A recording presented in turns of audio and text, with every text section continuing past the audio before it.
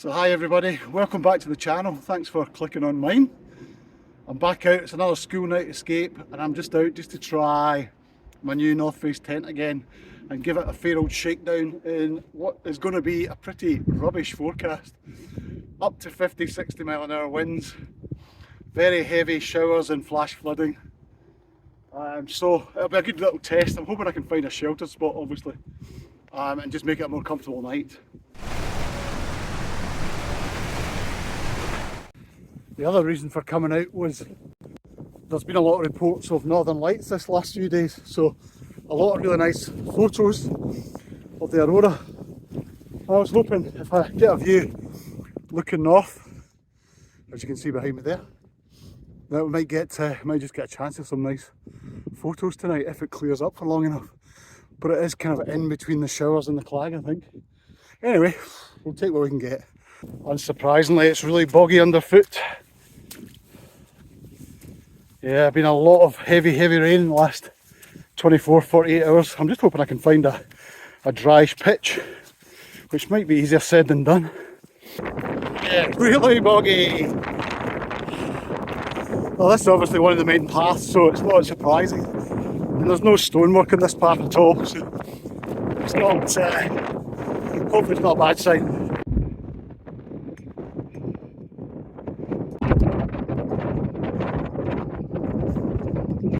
Target in sight. Not necessarily where I'm going to camp, but we'll head there first, just to say we've hit the summit.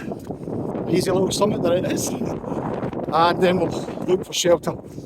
It's blown up here, certainly it would be quite an uncomfortable night, I think. I've actually been really lucky with the weather. I've got full waterproofs on, but I haven't needed them at the moment, apart from keeping the water off my legs from the heather.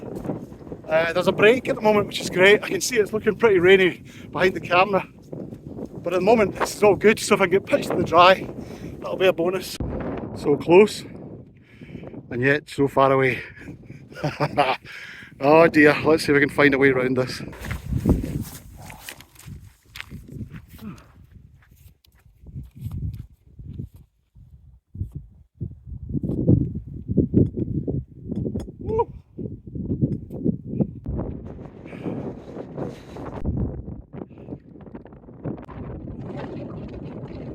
Right, camp spot. So I reckon we've got about an hour and 20, an hour and a half before sunset. If you can hear me above the wind, I'm thinking something where there tree cover is. So I've just arrived at my planned camp spot. This is where I was in the MSR tin time. I'll put a wee link up to the video when I was here in the snow. But it does provide quite a bit of shelter, just not sure how well drained it is. I'm going to check it over. Right, I'm a wee bit undecided. I may stay here, I'm not sure. I'm going to head over towards the Whangy, which is the kind of rock face area, and just see if there's anything in the bowl there that might be a good place to stop. This is nice because it's well out of the way, but I'm not sure whether it'd be nicer to be down there. There's actually two, I can see them. Three, so right. There you go. Three wee ones. Okay, so I've got a wee bit of light left. I'm going to go and have a quick look at the other potential area, see if it's out the wind, and if not, I'll come back here. It's a cracking area, but I'm just struggling to make it work.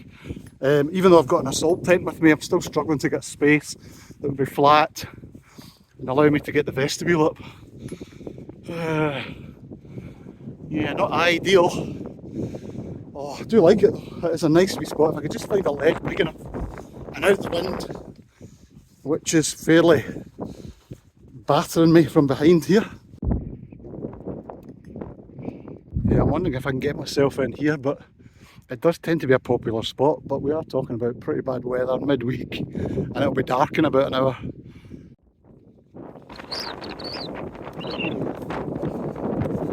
Yeah, I've looked the other way, not really happening. I think it's a choice of two spots, if you can hear me above this wind, just ahead of me, tucked behind that rock, but it is very much on a path, popular path. Or back to seclusion, but not such a good view. Yeah, sorry folks, I had to come back to campsite number 1 bite the bullet. Not quite the view, but it is sheltered, and I just couldn't get a spot. It was quite right. The one that I could take was right in the path, and I thought I'll get all sorts of late arrivals tonight, possibly. Which I didn't really fancy. I'd rather be somewhere a bit more discreet, even though I don't have a very discreet coloured tent. But anyway, I've been here before, so I kind of know what to expect, and it seems relatively well drained.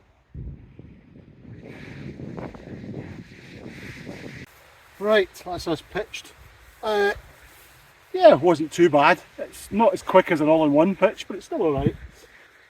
One thing of observation, these guy lines are more like snares. You can't actually see where you're going, you trip over them all the time. They don't reflect. All the points that the guy points do, but the guy lines themselves don't. So you just got to be very careful to remember they're black against black peat and heather. It's kind of hard to spot them. So I just have to remember where they are. I'll put my poles there, just to remind me. Get some dinner on.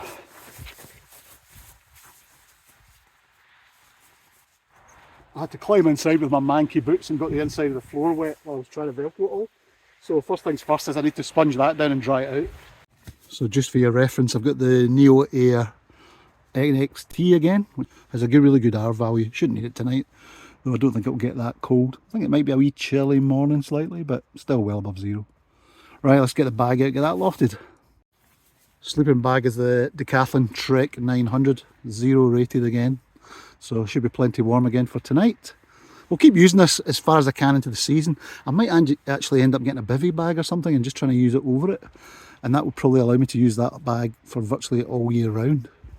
The vestibule's a good size, it just allows you to get all your waterproofs off, which I've had on. They're pretty muddy more than anything else, but I'm just going to get rid of them all before I get into the tent. Hang the radio up. Good for the signal.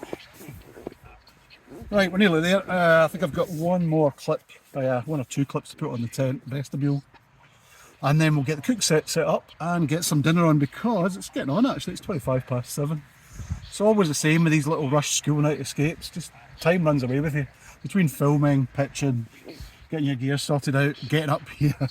It just disappears. But I'm not complaining. It's great. So thank you again for watching, everybody. Appreciate it. Right, let's get the cook set up. As you may remember in my last video, I said I'd lost the pot support from my Soto, so I had to buy another one. Unfortunately, about 10 quid by the time you get it delivered. That should be that ready to go. Nope. There you go.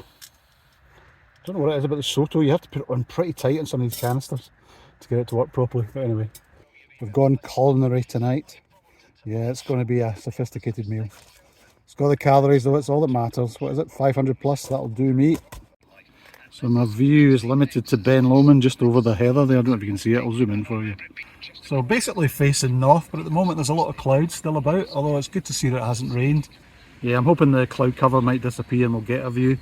And who knows, some northern lights. So I'm on another mature pudding tonight. I don't know if you can see that, Little Yeo's Organic. Blueberry and banana. Cheers. Weather. It's rained a wee bit on off, and condensation wise inside the vestibule's damp, wet, but the inside of the actual canopy of the tent is absolutely bone dry, which is good. So it'll be another interesting test tonight. I just really wanted to get more experience with this tent and decide whether it's a keeper or not.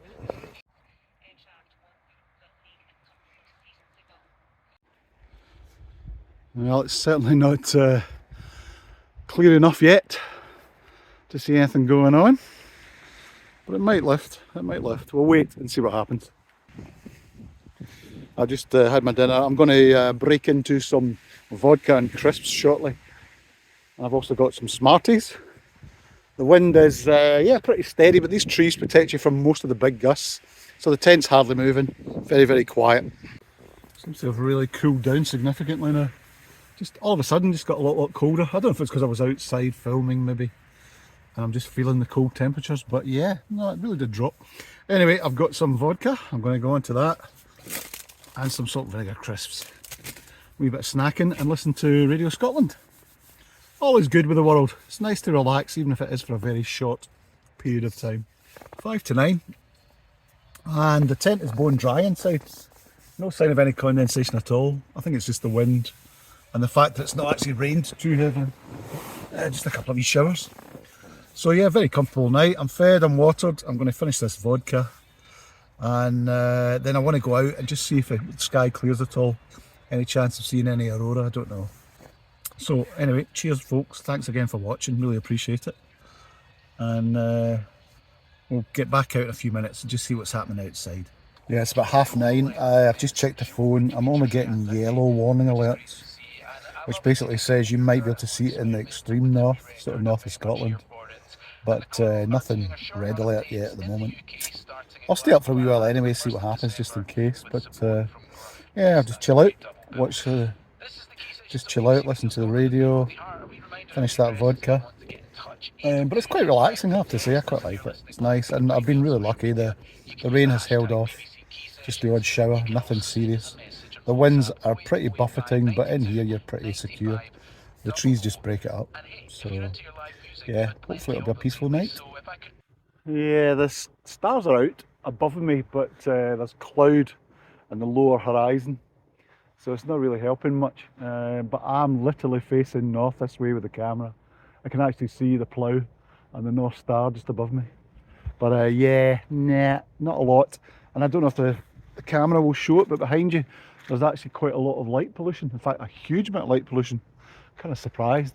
I mean, I know I'm not that far from the city, but that's actually incredibly bright, bouncing off the clouds. I don't know if the camera will pick it up.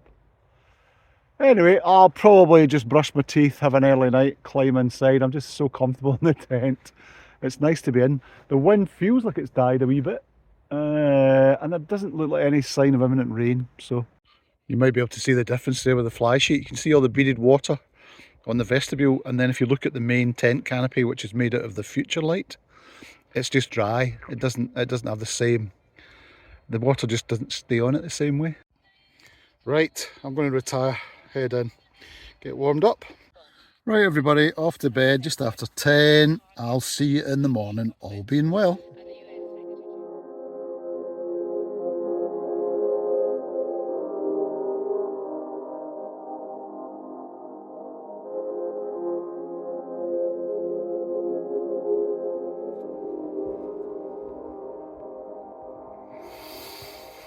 Quarter to 7. Good morning everybody. I don't really want to get up, I'm too cosy, and it's blowing out there and it's quite chilly. Can't be bothered going back to work. That needs must. Oh. Well, that was a windy old night, but the tent is super quiet in this wind. Absolutely no noise, unlike Stone Island. However, it's slightly damp at the top, and not where the vestibule is over it. Again, it just breathes perfectly when there's no water on the outside. As soon as you get drips on the outside, it certainly stops it working as well. So just above my head here and there, a lot of these drips you can see are actually on the outside, but it is kind of clammy. Well, everything stayed dry inside, which is the important point. The tent protects you. There's no dripping water come down into the ground sheet, which is good. It's still a bit clammy up the top. I'd say Futurelight, my impression is the fabric works quite well, but not as good as the original Event, which I keep coming back to, and I still think it's the industry leader, even though you probably can't get it now. I think because of fire safety regulations. Shame. Anyway, I'm geeking out about tent fabric, can you believe it? First thing in the morning. So, I had such a late dinner last night, I don't think I'll bother with breakfast. I'm going to go a quick bail out, and we'll get down to the car, which is probably about 40 minutes away. And I'll get breakfast when I get back to the office, and I'll just sit and eat while I'm working. Oh, okay, fresh air. Yeah, not bad, not too bad a morning. Yeah, you can see the sun, blue sky behind me. Looking very different over Loch Lomond though. Look at the clag down there. Looks like a wet one at Connick Hill, where I might have well have been. Yeah, it's looking much wetter there. I was just thinking there about anything else I want to try tent wise for this winter, and whether I would swap this out. And I think the only one I can think of is the Tarp Tent Scarp 1 TNT, because I like the look of that fabric. I actually think it looks much cooler as a tent, but I also like the idea that it's not Stone Island and won't stretch. And yet it's still very light. I think 1.5 kilos probably, around about that, including the crossing poles. So that might be one worth looking at. We'll see. I think we need a few more outings in this yet. But yeah, 8 out of 10.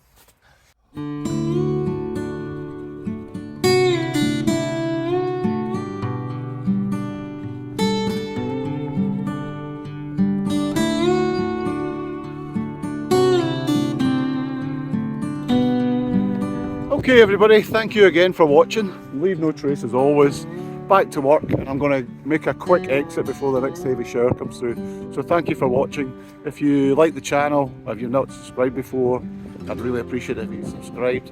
Or just give us a wee like for the video. It just really helps the algorithms push the video up YouTube, try and make it a bit more popular. I'll see you out there for the next one, probably in about a week or so. And any questions on the tent, just drop me a line below and I'll be happy to answer them. So, see you soon. Cheers.